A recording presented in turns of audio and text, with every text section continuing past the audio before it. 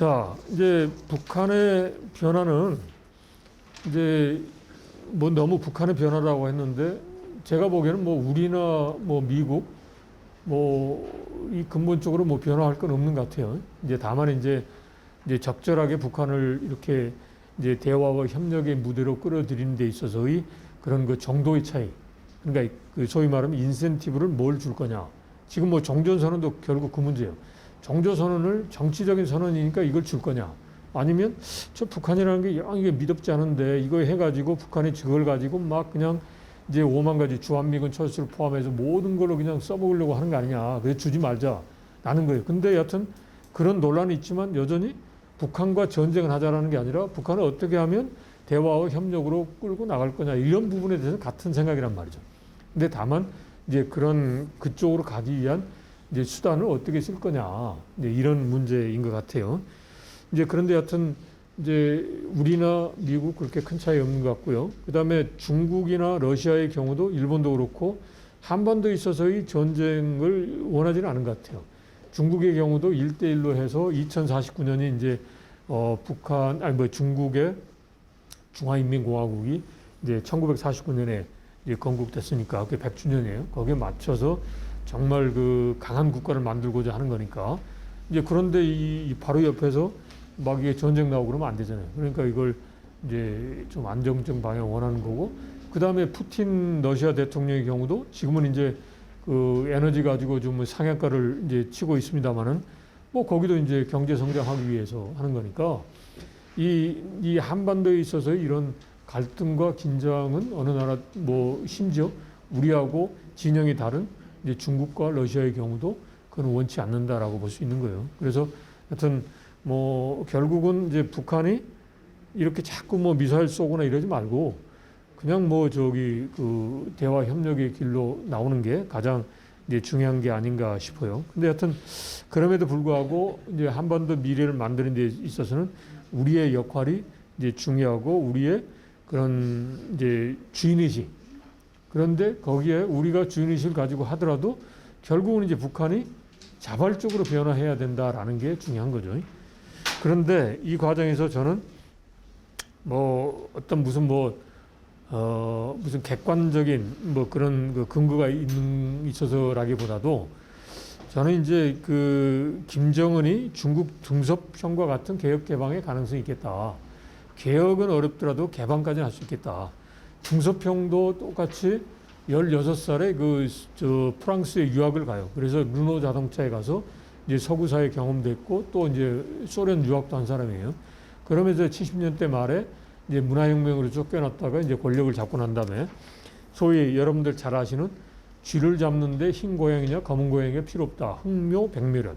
그러니까 즉 사회주의를 이루는 데 있어서 이제 자본주의 시장경제 요소를 도입할 수 있다. 수단적 차원에서. 그러면서 이제 그 특구 형태로 해서 중국을 개방을 합니다. 예, 그러면서 지금의 중국을 가져와요. 그래서 중국 사람들은 건국의 아버지는 이제 모택동이지만 이걸 지금의 풍요로운 그런 중국으로 만든 이제 지도자는 등소평이다라고 이야기를 해요. 지금도. 그래서 이제 제가 보기에는 이제 그런 흐름을 유지하고 있는 게 지금 중국이고 지금 중국의 지금 지도자가 시진핑인데 시진핑을 아까 말씀드렸다시피 김정은이 5번을 만났어요. 그러면 보면 제가 만약에 김정은이다 그러면 나도 저 시진핑처럼 되고 싶다라고 생각할 거예요. 권력적으로 튼튼하고 국가도 부강한데. 그러니까 요즘 말하는 이제 소위 김정은의 롤 모델은 시진핑이 될 수가 있다.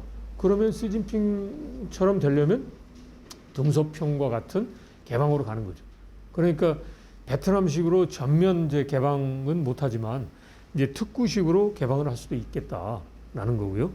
그 다음에 이제 또 하나는 북한의 이제 그 사회의 구성인데 이제 우리도 지금 이제 소위 이제 요즘은 최근 뭐 MZ 세대까지도 이야기합니다만은 일제 시대를 경험한 세대, 그 다음에 6.25 세대를 경험한 세대, 6.25 전쟁 이후에 우리 어려울 때 국가 발전을 경험한 세대, 그 다음에 88 올림픽 이후에 이제 어느 정도 사회가 성장한 가운데 이제 태어난 세대, 그 다음에 최근은 이제 뭐 여태 MZ 세대까지 나옵니다만 다양한 세대예요.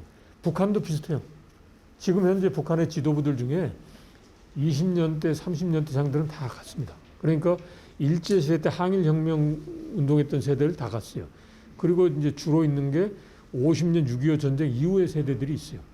그리고 그 다음에 북한에도 80, 90 세대들이라고 해서 이 사람들이 있는데 이 사람들이 뭐냐면 뭐 우리 한류 문화, 예를 들어서 그 사랑의 불시착, 그 다음에 아마도 지금 BTS도 지금 다 들었을 거란 말이죠. 이런 사람들이. 그러면 이런 사람들의 입장에서는 이제 뭔가 한국이 잘 산다는 거 알고 중국이 잘 산다는 거 알고 우리도 이렇게 잘 살아봐야 되겠다.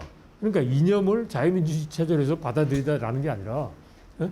그런 생각을 한단 말이에요. 그러면 이 사람들은 지금 중국의 젊은이들처럼 똑같이 개방해서 풍요로운 사회를 만들어가는 게 좋겠다라고 이제 생각하는 거죠. 실제로. 그러니까 그런 사람들이 지금 김정은 위원장의 그런 그 서구에서의 그런 경험 그리고 경제 강국으로 가고자 하는 그런 의지하고 맞물리면 이제 북한은 충분히 변할 수 있다라는 거죠. 그래서 이제 마지막입니다. 한반도 미래는 그래서 제가 보기에 아까 제가 초두에 말씀드린 대로 우리가 본격적으로 이제 정말 북한을 이제 소위 인게이지먼트 한다고 그러죠. 대화 협력을 통해서 변화시키고 이제 우리와 같이 더불어 같이 살아가는 이제 동반자로서 변화시키는 노력을 한 게 어떻게 보면 2000년 1차 정상회담 그때부터라고 볼 수 있어요. 그 이전에 했던 통일 노력이 뭐 의미 없다는 게 아니라, 예. 그러면 그때부터 저희가 북한하고, 그러니까 북한과 실제로 민간에서 교류협력하고 했던 거는 그때부터란 말이죠. 2000년 1차 정상회담 이후부터 민간이 각 분야에서 이제 여러 가지 교류협력도 하고 그랬으니까. 그러면 지금 아직 30년이 안 됐어요. 그래서 이제 앞으로 이런 기조가 계속 이루어지면 지금 말씀드린 대로 북한의 새로운 지도자인 젊은 지도자의 그런 그 경제 부문에 대한 그런 욕구, 그리고 또 북한의 젊은 세대들의 그런 그 풍요에 대한 욕구가 결합이 되면 이제 아까 말씀드린 통일 중에 일상적 통일, 지금의 한중 관계와 같은 그러한 그 남북 관계가 이제 우리 앞에 다가올 수 있겠다 싶습니다. 그런데 그게 이제 되다 보면 동서도의 경우처럼 기회의 창이 열릴 수 있어요. 지금은 이제 미중 간의 갈등이 막 있지만 어느 순간에 그때 그 당시에 고르바초프라고 하는 사람이 나와서 다 그냥 소련이 주장하던 것을 다 포기해버렸단 말이죠. 뭐 그런 상황이 안 올 것이다라고는 모르는 거죠. 있을 수 있단 말이죠.